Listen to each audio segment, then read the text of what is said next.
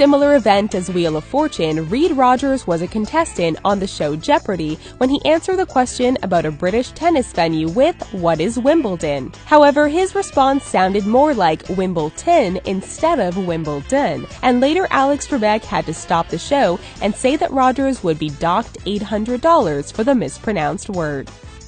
In 1988, a man by the name of Patrick Quinn managed to win a total of $58,000 on the game show Super Password.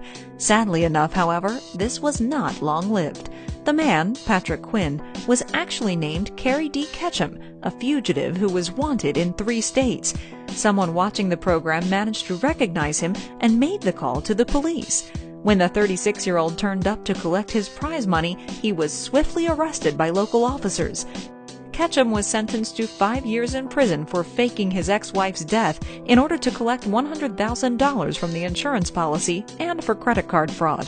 He also never received his Super Password winnings, as it was deemed that he had violated contestant eligibility rules.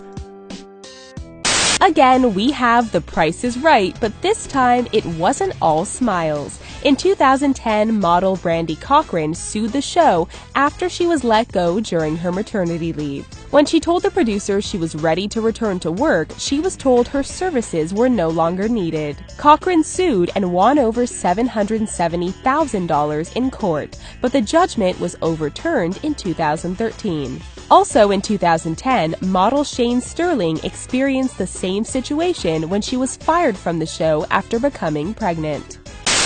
Genius or cheat? How about both? In 1984, Michael Larson managed to win $110,237 in a single game of the American game show Press Your Luck. The concept of the game was simple. Contestants would collect spins by answering trivia questions and then use the spins on a seemingly random 18-space game board to win cash and prizes. However, the clever ice cream truck driver noticed that the luck board would always move in one of 5 looping patterns, and he was able to stop the moving square on the board anywhere he wanted.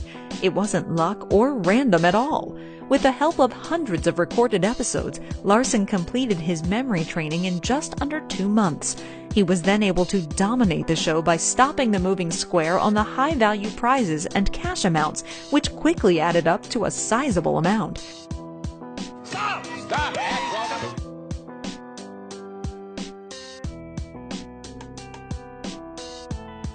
Don't stop for us anytime. Stop! Stop and fly! Stop now! Sailboat! Producers of the show tried to get out of paying him because his skills could be counted as cheating. However, because there weren't any specific rules against memorizing the patterns, the producers had to admit that there were flaws in the system, and Larson drove off into the sunset with his cash. Unfortunately, his small fortune didn't last long, and within 2 years he had lost the lot, mainly due to getting involved in illegal schemes, and some had been stolen in a burglary. Andrew and Patricia Murray were contestants on the show $1 Million Money Drop when they were asked what the most common password is. They answered with password, but show host Kevin Pollak corrected them and said the answer was 123456. Instead of accepting their loss, the couple did some research and saw that the 123456 answer came from an obscure website and that their original answer was correct. So the couple sued Fox for $580,000, the amount they lost from their dismissal from the game. While on the show Moment of Truth, contestant Lauren had to answer the $100,000 question from her ex-boyfriend Frank on whether or not she would get back with him, while her husband, also named Frank, was there. Husband Frank had the option to stop the game as well as Lauren, but they didn't stop. Ex-Frank was then told to ask a different question, which was whether Lauren should be married to her ex or not. She said yes, and the lie detector revealed she was telling the truth. But the questions kept going for more money, revealing that Lauren cheated on husband Frank. Then she lost it all when asked whether or not she thought she was a good person, which was revealed to be false, causing her to lose all her money.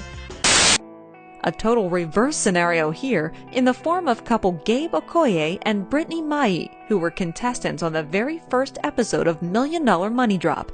The two were given a question. Which of these was sold in stores first? And the couple placed $800,000 of their $1 million on Post-it notes, with the two other choices being a Mac computer and a Walkman. Unfortunately, the couple's answer was wrong, and down the chute, their $800,000 fell. However, after the show was aired, producers were left red-faced when it was revealed that the couple's original answer of Post-it notes was in fact correct.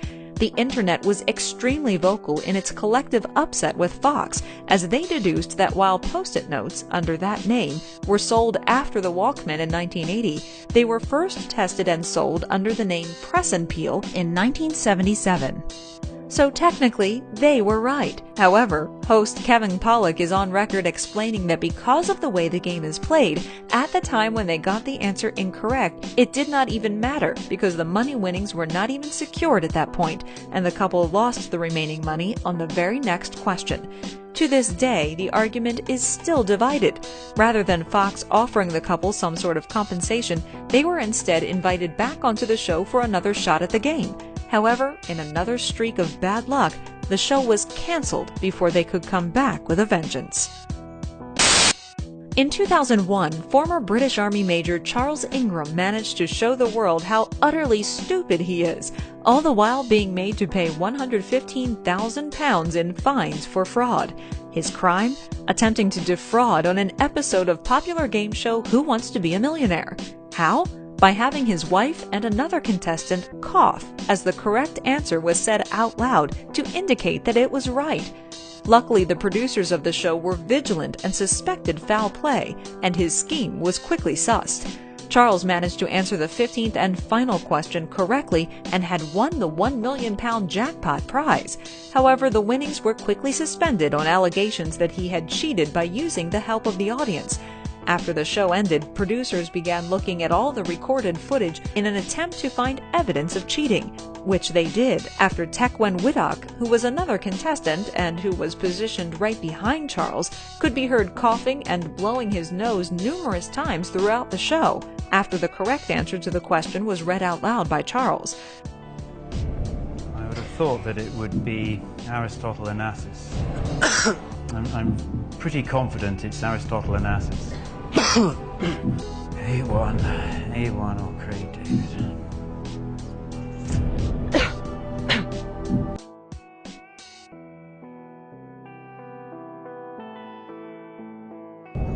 Could be any of them, really. But I think it's cricket. But I'm not sure. But I think it's cricket. I think if I had to guess, and I can, I think I'd take cricket. I think it was Holbein. During the 14th question, which was worth £500,000, Charles nearly messed up the entire plan when he almost answered the question incorrectly. But out of desperation, Tequan can be heard coughing and even whispering loudly the word no. Charles's wife can also be heard coughing twice during one of the questions. Once she thought her husband didn't know the answer. Charles has always claimed that he did not cheat during the show and did not recall hearing any coughing. However, a jury disagreed and found all three guilty of fraud, and they were each given suspended jail sentences, and instead of receiving the £1 million prize, were made to pay over £100,000 in fines and fees. Charles was also ordered to resign from his position in the Army due to the scandal. For our last visit to The Price is Right, we meet Terry Neese, who was an avid watcher of the show with his wife. When Terry was finally a contestant on the show, he shocked Drew Carey as well as the show's producers when he made the perfect bid of $23,743 during the showcase segment. In fact, Terry had a history of perfect bids during his short stint on the show, to the point that it was believed that somehow Terry rigged the show or he had a mole in the audience helping him out. Terry insisted that his perfect bid was from studying the show's patterns and pricing, but others believed there was something suspicious afoot.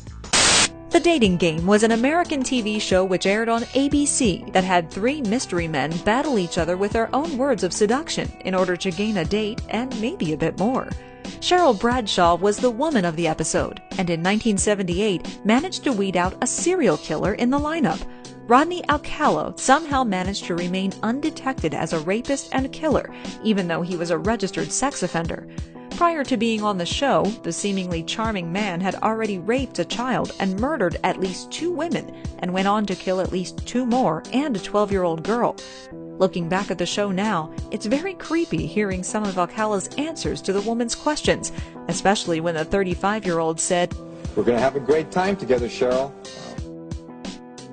Luckily for Bradshaw, despite choosing Alcala as her choice date, she never actually went on it and refused to go out with him. Alcala was eventually caught in 1979 after the disappearance of the 12-year-old girl led traces back to him. He is currently awaiting execution in a California state prison. It is estimated that he has murdered between 8 and 130 women. We're not sure what's crazier, this guy's creepy answers on the dating game, or the fact that a murderer was easily able to get on a TV show.